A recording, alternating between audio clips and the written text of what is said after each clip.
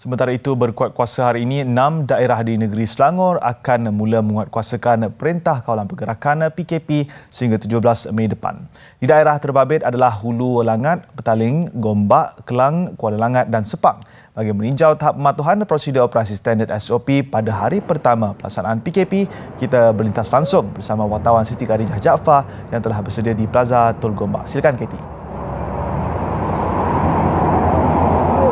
Ya, Amirul, benar sejumlah 6 daerah di Petaling ini di Selangor akan menjalani atau Perintah Kawalan Pergerakan PKP yang akan bermula hari ini, di mana antara SOP yang masih dikekalkan termasuklah dengan aktiviti merentas daerah ataupun merentas negeri yang dilarang sama sekali kecuali bagi alasan kecemasan ataupun alasan bekerja. Dan bagi mengetahui butiran lanjut mengenai tahap pematuhan SOP di daerah Gombak ini, bersama-sama saya dengan ketika ini adalah Ketua Polis daerah Gombak sendiri, iaitu SCP Arifai Tarawi. Terima kasih Tuan kerana bersama-sama dengan kami. Jadi Tuan boleh ceritakan tak bagaimana dengan aliran trafik di Tol Gombak ini pada pagi ini, setakat ini Tuan? Okey, pada pagi ini kita dapati aliran trafik pada hari pertama PKP pada kali ini kelihatan trafik agak lancar, terkawal. Bagaimanapun kita percaya dia mungkin akan bertambah aliran trafik ini pada waktu-waktu tengah hari menjelang dan juga menjelang petang nanti. Dan bagaimana dengan SJR yang dilaksanakan di sini? Adakah ditambah lagi Tuan berikutan dengan pelaksanaan PKP ni? Ya, selaras dengan pelaksanaan PKP kali ini, selain daripada SJR merentas negeri yang kita ada di sini, Tol Gombak dan juga Tol Rawang, kita juga akan adakan SJR yang bergerak secara mobile, kerana sempadan daerah antara negeri itu juga banyak laluan-laluan yang mungkin boleh dilalui oleh orang ramai.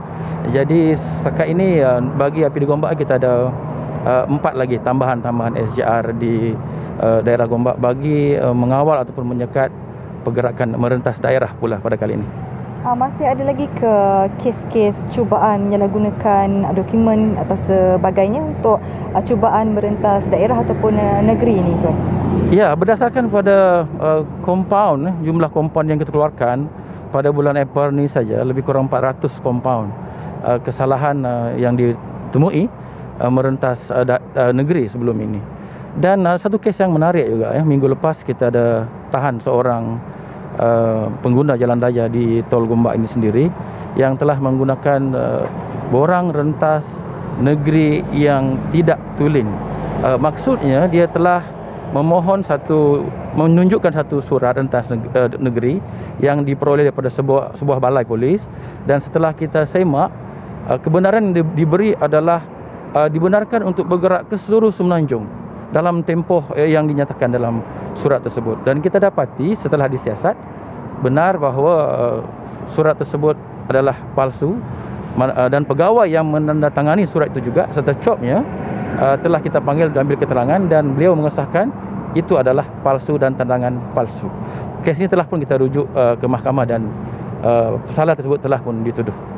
Baik Tuan, kita sedia maklum bahawa pematuhan SOP ini bukan sahaja kita fokuskan kepada pergerakan rentas daerah ataupun negeri, tapi pematuhan seperti pemakaian topeng muka dan lain-lain. Jadi bagaimana dengan tahap pematuhan sehingga kini Tuan di daerah Gombak ini?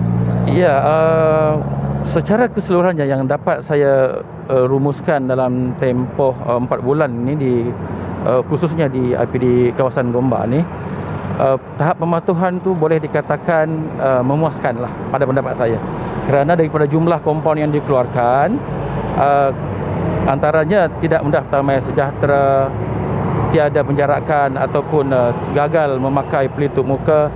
Jika dibandingkan dengan jumlah penduduk di kawasan kita ni, jumlah itu masih lagi kecil lah. Bagaimanapun pihak kami akan sentiasa melaksanakan task force pematuhan bagi memastikan SOP ini dipatuhi sepenuhnya. Baik, terima kasih. Itu dia tadi Ketua Polis Daerah Gombak, SCP Arifai Tarawi.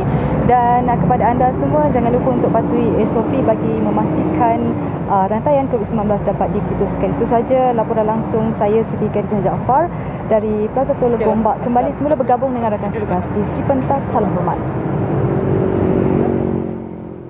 Terima kasih Katie atas laporan itu.